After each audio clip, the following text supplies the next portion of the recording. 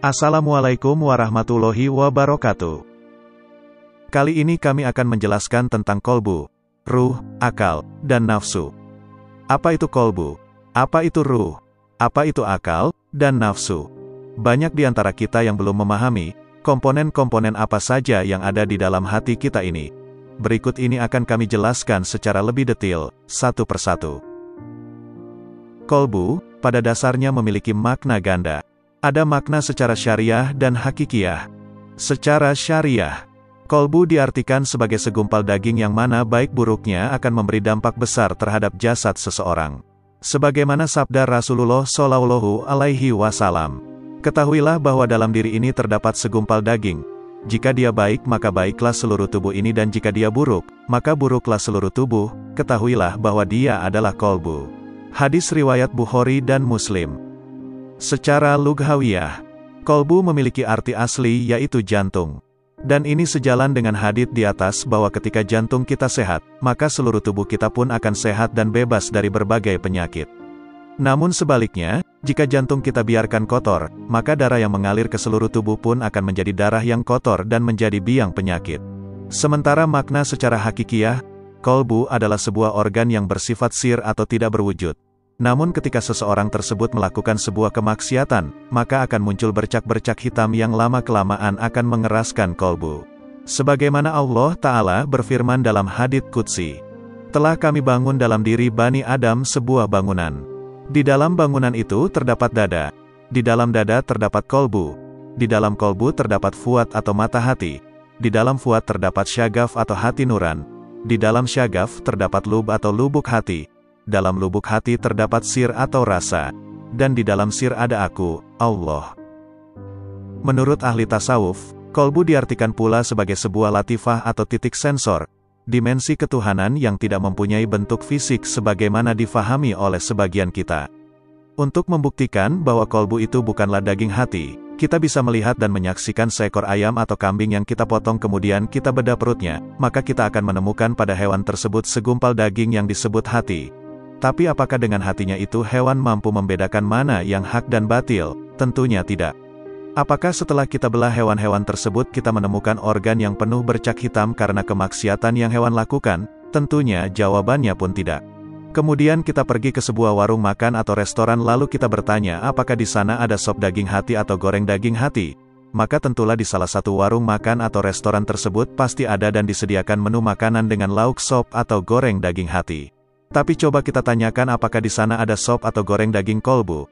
Maka jawabannya pasti tidak ada karena kolbu tidak diperjualbelikan dan bukan untuk dimakan dan bukan pula berbentuk segumpal daging. Daging hati yang berbentuk segumpal daging itu dalam bahasa Arab disebut kabid, bukan kolbu. Adapun kolbu menurut Imam Al-Ghazali radhiyallahu anhu, dalam kitabnya Ihya Ulumuddin adalah ruh, akal atau nafsu. Berikut ini akan kami jelaskan lebih mendalam, apa itu ruh. Firman Allah Ta'ala dalam surah Al-Isra ayat 85. Dan mereka bertanya kepadamu tentang ruh. Katakanlah, ruh itu termasuk urusan Tuhanku, dan tidaklah kamu diberi pengetahuan melainkan sedikit. Dalam kitab Sirul Asror karya Syaikh Abdul Qadir Al-Jilani dikemukakan sebagai berikut. Makhluk yang pertama kali diciptakan oleh Allah Ta'ala adalah ruh. Ruh siapa? Ruh Muhammad Shallallahu Alaihi Wasallam. Sebagaimana telah Allah firmankan dalam hadits qudsi, aku ciptakan ruh Muhammad dari cahayaku. Ruh adalah hakikat Muhammad dan hakikat Muhammad disebut nur. Kenapa disebut nur? Karena bersih dari segala kegelapan. Ruh Muhammad adalah ruh termurni sebagai makhluk pertama dan asal seluruh makhluk. Sebagaimana sabda Rasulullah Shallallahu Alaihi Wasallam, aku dari Allah, dan makhluk lain dari aku. Dari ruh Muhammad inilah Allah menciptakan semua ruh di alam lahut, negeri asal setelah 4000 tahun dari penciptaan ruh Muhammad.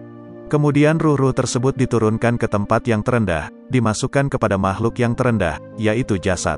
Jasad itu sendiri diciptakan Allah dari bumi yang tersusun dari 4 unsur, yaitu tanah, air, api dan angin. Setelah diwujudkan jasad itu, maka Allah menitipkan ruh darinya ke dalam jasad, dan sebagai barang titipan pastinya Allah akan mengambil kembali titipannya itu. Ketahuilah ruh itu memiliki perjanjian awal di negeri asalnya yaitu alam lahut dan isi perjanjiannya adalah ketika Allah bertanya kepada semua ruh. Dan ingatlah, ketika Tuhanmu mengeluarkan keturunan anak-anak Adam dari sulbi mereka, dan Allah mengambil kesaksian terhadap jiwa mereka, seraya berfirman, "Bukankah aku ini Tuhanmu?" Mereka menjawab, "Betul. Engkau Tuhan kami. Kami menjadi saksi. Kami lakukan yang demikian itu agar di hari kiamat kamu tidak mengatakan, 'Sesungguhnya kami Bani Adam adalah orang-orang yang lengah terhadap keesaan Tuhan.'" Quran Surat Al-A'raf ayat 172. Tapi sayang banyak ruh yang lupa dengan perjanjian awalnya terhadap Allah Ta'ala, sehingga mereka terlena dan terlalu nyaman tinggal di dalam jasad sebagai tempat terendah bagi mereka. Ruh yang setia dan tetap memegang perjanjian awal pada hakikat mereka tetap berada pada negeri asalnya, yaitu alam lahut, meskipun badannya di bumi. Namun sangat sedikit orang yang sadar dan berkeinginan pulang atau kembali ke negeri asalnya. Oleh karena itu Allah melimpahkan kenabian kepada Ruh Agung Muhammad sebagai penunjuk jalan dari kesesatan mereka. Nabi Shallallahu Alaihi Wasallam mengajak mereka agar kembali dan sampai serta bertemu dengan Allah Ta'ala. Sebagaimana salah satu sifat Rasulullah Shallallahu Alaihi Wasallam adalah tablik, yaitu untuk memberikan basyirah dan huda kepada manusia menuju jalan Rabb-Nya. Tapi sebagai manusia biasa, Rasulullah Shallallahu Alaihi Wasallam memiliki keterbatasan waktu di dunia ini untuk menjalankan tugasnya tersebut. Maka kemudian Allah mewariskan tugas ini kepada para ulama yang solih yang sudah mencapai kesucian ruh dan telah Allah berikan basiroh, pandangan yang jelas kepadanya. Siapa mereka? Mereka adalah para wali Allah. Para wali Allah sebagai ahli basiroh telah dibukakan mata hatinya untuk mengetahui jalan menuju Allah. Mereka itulah yang disebut ahli ruhani. Dalam ilmu tasawuf, ruh terbagi ke dalam 4 bagian. Yang pertama, ruh al-Qudsi, atau ruh termurni, yaitu ruh yang berada di alam lahut, atau alam marifat, atau alam tertinggi. Ruh ini adalah hakikat manusia yang disimpan di dalam lubuk hati. Keberadaannya akan diketahui dengan taubat dan menanamkan kalimatul iman dengan sungguh-sungguh. Bukan hanya bersyahadat la ilaha illallah di mulut saja, namun ditanamkan dengan kokoh ke dalam kolbu. Ruh ini dinamakan oleh ahli tasawuf sebagai bayi manawi atau tiflul ma'ani. Ruh inilah yang senantiasa akan mampu berhubungan dengan Allah Ta'ala, sedangkan badan atau jasmani ini bukan mahramnya bagi Allah. Ruh al-Qudsi telah Allah tempatkan di dalam rasa, atau sir. Alatnya adalah ilmu hakikat, yaitu ilmu tauhid. Amalannya adalah mudawamah nama-nama tauhid, dengan lisan sir, tanpa suara dan huruf. Siapapun tidak ada yang mampu melihat atau menelitinya kecuali Allah. Adapun keuntungannya yaitu keluarnya tiflul ma'ani, musyahadah serta terarah dan melihat kepada zat Allah dalam keagungannya dan dalam keindahannya dengan penglihatan sir. Kedua, ruh sultani adalah ruh yang memiliki lapisan atau balutan cahaya di alam jabarut. Tempat ruh ini adalah fuad, atau mata hati. Alatnya adalah marifat, dan amalannya adalah mudawamah asma Allah dengan lisan dan kolbu. Adapun keuntungan pengolahan dari ruh sultani adalah melihat pantulan jamalilah, atau keindahan Allah. Ketiga, ruh sairani rawani, atau ruh ruhani, adalah ruh yang memiliki lapisan, atau balutan cahaya di alam malakut. Tempatnya adalah kolbu. Alatnya adalah mudawamah asmaul batin tanpa suara dan huruf. Hasilnya adalah marifat kepada Allah Ta'ala. Hidupnya hati dan musyahadah di alam malakut, seperti menyaksikan surga dan malaikat-malaikatnya. Tempatnya di akhirat adalah surga tingkat kedua, yaitu Jannatun Naim. Keempat, ruh jismani adalah ruh yang memiliki lapisan balutan cahaya di alam mulki, atau alam terendah bagi ruh. Ruh jasmani telah Allah tempatkan di dalam jasad antara daging dan darah, tepatnya di wilayah dada, dan anggota badan yang zahir. Alat untuk mengolah ruh ini adalah syariat, hasilnya adalah wilayah pertolongan Allah, yaitu mukasyafah, terbukanya hijab antara manusia dengan Allah, dan musyahadah, atau merasa berhadap-hadapan dengan Allah. Keuntungan di akhirat akan ditempatkan di Jannatul Mawa. Setiap ruh itu mempunyai tempat di daerah keberadaannya, dan alat pengolahannya, hasil pengolahannya, dan cara pengolahannya yang tidak pernah sia-sia, yang diketahui secara rahasia maupun secara terbuka. Oleh karena itu, wajib bagi setiap manusia untuk mengetahui cara mengolah dirinya, sebab apa yang dilakukan di muka bumi ini akan diminta pertanggungjawabannya kelak di hari kiamat. Tujuan utama didatangkannya manusia ke alam terendah adalah agar manusia berupaya kembali mendekatkan diri kepada Allah, dan mencapai derajat, kembalinya manusia ke tempat asalnya dengan menggunakan kolbu, dan jasad. Maka perlu ditanamkan bibit tauhid di ladang hati, agar tumbuh menjadi pohon tauhid yang akarnya tertanam di dalam rasa dan menghasilkan buah tauhid, untuk mencapai ridha Allah Ta'ala. Syekh Abdul Qadir Al-Jilani menyebut ruh atau hakikat Muhammad itu adalah akal. Lalu apa itu akal? Kebanyakan kita mengatakan bahwa akal itu adalah otak.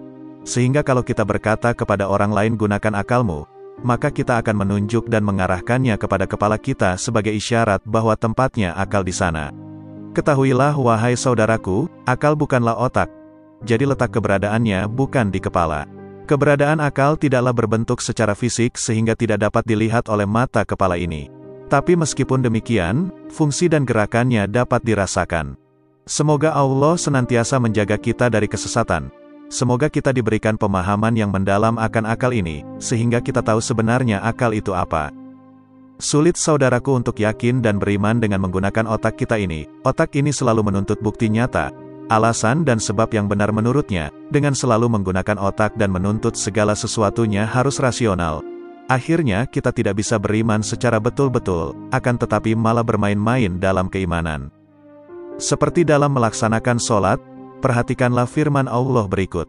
Dan apabila kamu menyeru kepada mereka untuk mengerjakan sholat, mereka menjadikannya buah ejekan dan permainan. Yang demikian itu adalah karena mereka benar-benar kaum yang tidak mau mempergunakan akalnya. Quran Surat Al-Maidah ayat 58. Akal adalah alat untuk berfikir dan memahami ayat-ayat Allah, baik yang kauniyah maupun kauliyah. Tapi berfikir dengan akal tidak seperti berfikir dengan otak. Berfikir dengan akal itu akan berujung dengan satu kesimpulan. Tidak ada sesuatu apapun yang Allah telah ciptakan itu sia-sia. Apabila seseorang telah mempergunakan akalnya dalam berfikir dengan baik dan benar, maka keimanannya akan semakin mantap dan terus meningkat.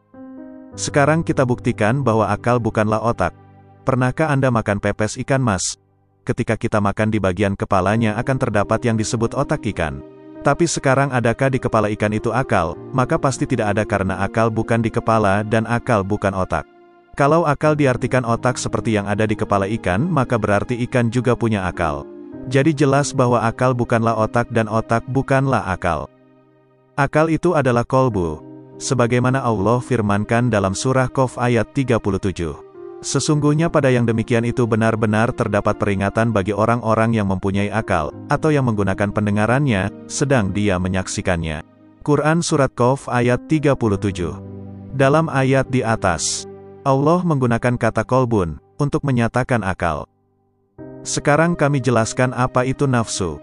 Nafsu adalah elemen jiwa, atau unsur ruh, yang berpotensi mendorong pada tabiat badaniyah, dan mengajak diri pada berbagai amal baik atau buruk. Nafsu itu pula adalah ruh, sebagaimana dimaksud dalam firman Allah surah At-Ta'wir ayat 7. Dan apabila ruh-ruh dipertemukan dengan tubuh. Nafsu di dalam ayat ini diartikan ruh.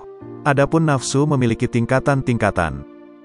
Syekh Muhammad Nawawi Al-Jawi membagi nafsu dalam 7 tingkatan, yang dikenal dengan istilah marotibun nafsi, yaitu: tingkat pertama, nafsu amarah.